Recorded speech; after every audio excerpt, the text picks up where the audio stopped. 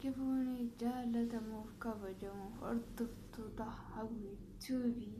jirtu nagumaa galataa Waaqayyoo annagaa kooti nagaan korraa fadhaa nagaan kenna Waaqayyoo eebbifamoo isinis nagaa akka taatan abdii hamti guutuu qabdoo jirtanitti nagaa Waaqayyoo dacharra basni hawaayatu jecha kaleessa gaa viidiyoo isiniif waraabne alamoof jajjabeesse dhufeeraan isin jedha. Mudannoo mudatti dhangiddaa viidiyoo isiniif gadhiisan ture haadhati immoo sababiin miidiyaa irratti duraan hin beekamneenaan namni baay'eenis arguu dhiisuu danda'a sheeris olii gochuu dhiisuu danda'a egaa yeruma argetti immoo sheeris waliif akkasiin gootan abdii amantii guutuun qaba namni baay'een argee furmaata akkanaaf kennitan abdii amantii guutuun qaba egaa jajjabeessuudha malee bakka amma yeroo viidiyoo isiniif godhu kana baay'ee jajjabeessan dubbadha jechuudha garuu yeroo qomaanatti dhaga'ama nam tokko waan tokko yaadee waan bakka keessattuu biyya tingaleeri murteessii waan hin jedheef ammoo gidduutti yeroo akka kana ta'u baay'ee tokko natti dhaga'ame namni waan tokko yaadee yoo inni nama laafa shilaa yoo inni milkaa'u didu baay'ee tokko namatti dhaga'ama beektanii anna baay'ee natti dhaga'ame baay'een gaddee namnati kooti jettu namnati akka garaa kootiitti akkuma garaa ofiitiitti ilaaltu yeroo sitti deebi'u baay'ee namatti dhaga'ama beektanii waan yaadaniin karoorsine yeroo raawwatamu irratti baay'ee tokko nama gaddisiisa haa ta'u malee haqqii kun naannawwatu dafqeen malee yookaan haateetii miti waaqayyoon namoota karaa keessanii ta'uu danda'a minaalbaata gaabbitee viidiyoo kana argitee dhiifa mana gaafattee maallaqa funaa deebisuu dandeessee namaaf hin galuu dubbii waaqayyo hundinuu hojjete nyaatu dafqisaaf deessaati jedhamalee kan dafqine nyaatiin jenna waaqayyo so ana biyyoonnaa namas abdiin kutu'anii yeroodhaaf gadduyyuu abdii kutu tokko malee nan eeggadha tokko immoo waaqayyoon jalatti kan hin eeggadhu sinuma isin yoo sheerii waliif gootanii namni baay'een arguu danda'a hiriyoonni si arguu danda'u isa booda immoo hiriyootuma si keessaa nam tokko immoo waaqayyoo yoo inni dabarsee naaf kenne akkasii naa tokko manuuf heddeef sin jirtu yookaan maatiisi akka isaan naaf manu ta'uu danda'a kanaafiyyuu kanaan dura waan miidiyaa irratti hin beekamnedhaaf baay'ina waan miidiyaa irratti hin argamnedhaaf namni baay'ee waan nan beeknedhaaf dafanii sheerii walii gochuu dhiisuu danda'u garuu maa abdiin kutu yeroodhuma arganitti ijoolleen biyya Oromoo sheerii waliif gootanii akkasiin naaf barbaadan isiniin jedha iddoo baay'ee ga'ee dafqa sanatti dafqee dadhabee utuu hin jedhin san biyya namaatti dafqa coobsee argadhe humna koo itti fixee boru waan tokko irraa naaf oolaa laata jedhee asan yaadee utuu galman gahin kan na jalaa hafeedha naana mana akkasiin sheerii walii gootanii iddoo baay'ee ga'ee dafqa koo waaqayyo mana gargaaree naaf deebisuu abdiin kutamu waaqayyo irra kanaaf iyyannaan dafqa koo nan dhabsiisu jedha mana sheerii waliif godha kaleessa xiqqoosi waan aareedhaaf waan bakka wantiin yaade sun utuu galman gahin hafeedha video isiniif gochuu dhiisee ammoo isiniif waraabaan jiru jajjabeesse bu'aa miidiyaa irraa dhufuu wallaallee garuu jabeessee kanumatti yoon dubbadhe wayya jechuudha qobaatti bu'uusi ammoo asirratti miira keessa galee bu'ee isinis cinquun barbaanna beektanii bakka kanneen amma isiniin jechuu barbaadu yoo jiraate waliif sheerii godha sababa baay'een ijoolleen keenya baay'een argan hiriyoonnis kan miidiyaa fayyadaman argani furmaata argachuu hin danda'a kan jedhudha kanammoo waan gootaanuuf galatumaan isin jedha sabni keenya wal jajjabeessuutti beekan isin jedha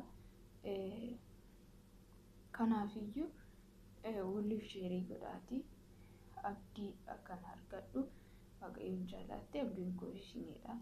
Kanaafiyyuu iddoo baay'ee akka inni ga'e hiriyoonni ishee arganii namni si beeku arge furmaata naaf laatu saba siillee ittiin akkanattiin wal qunnamu akka isaan godhanu saba isiitiin yoon wal qunname silkiidhaan illee ta'e sodaattee naaf deebisuu dandeessu jechuudha. Kanaafiyyuu kanan isiniin jedha. Kanan walii sheerii gochuu keessan kanumaan isinirraa barbaadan isiniin jedha. Saba koo na gargaara kanuma na gargaara isiniin jedha isiniin jaalladha isiniin kabaja. Inkaan kan ji'a 8 miti jechuudha. Baatii 8 namni dalagee akkanaan bilaasha ta'u miti. Kan baatii tokkoyyuu akka nuyi itti hojjennu warri biyya ormaa jirtan hundumti keessaniyyuu isinii gala jechuudha. Dadhabnee waan baay'ee argine bu'aa baay'ee baanii arganna malee teenyee nutti tole yeroo itti viidiyoo kana waraabnuyyuu akka nuti cinqamne dhokannee waraabnu nuti beeka jechuudha. Isinis warri biyya ormaa jirtan nu beektu nutti tole miti jechuudha. Egaa kanumaan isiniin jedha isiniin jaalladha isiniin kabaja nagaanaaf ta'an isiniin jedha. Yeroo dhiyoodhaan miidiyaa kanallee fayyadamuu kan hin jalqabe haaraadhaan egaa gara fuulduraatti sabni koo akka inni iddoo guddaa qabu akka isaan godhanu nan amana yeroo itti na arganitti yeroo itti na baranitti ammayyuu isa qofayyuu miti bakka sabni keenya Oromoo afaan keenyaan dubbataa jira waan ta'eedhaaf birriidhuma qofaa wal gargaaruu qofa osoo hin taane nam tokko waan tokko nan hojjedha jedhee yeroo inni ka'u jawaadhu iddoo guddaa geessa jechuun baay'ee guddaadha waan xiqqaa miti jechuudha. Kanaafiyyuu yeroo jawaadhu iddoo guddaa geessaa jennaan jettanu mogoliin kun jabaata malee nan laafu. Kanaaf isiniin jedha iddoo guddaa kan ga'u naan amana. Har'aaf mudannoon kun na mudatee gadduudhu an abdii kutee duubatti hin deebi'u.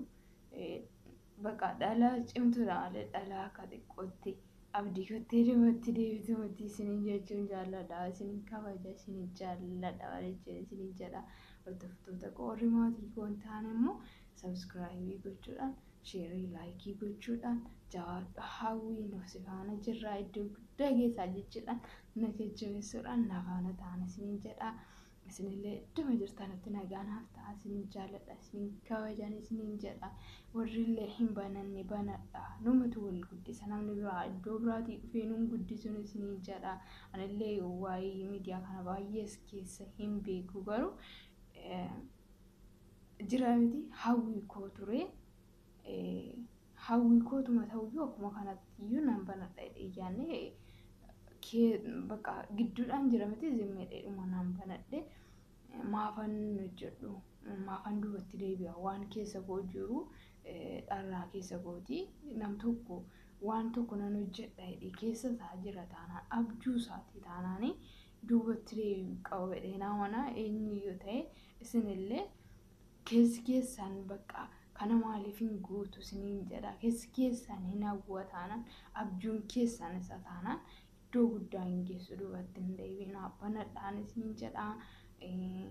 Numatu wal guddisa namni iddoo biraatii dhufe nu guddisu nu baay'eedha saba keenya ni beektu. Egaa yeroo arginu fira keenya ta'e yookaan immoo jiramti fira ta'uu dhiise bakka nu tokko beektu miti Oromoon tokko malee lama miti. Kanaafiyyuu jennaan immoo harka wal qabannee wajjin guddachuu qabna isiniin jedha. Kan mogolii laafe mogolee jabeessuu qabna isiniin jedha. Yoo nu ofii keenya amma guddanne saba baay'ee guddisuu dandeenya. Sabni keenya xixiqqoon lafaa kaanu akka isaan akka keenya hin taane akka isaan duubatti nafne gochuu dandeenya isiniin jedha. Isiniin jaalladha isiniin kabaja saba baay'ee eebba ta'uu dhaloota saba baay'ee eebba ta'uu akka taanu barbaadan isiniin jedha. Isinillee saba baay'eedhaaf dhaloota eebba ta'uu waaqayyo isin godhu isiniin jedha.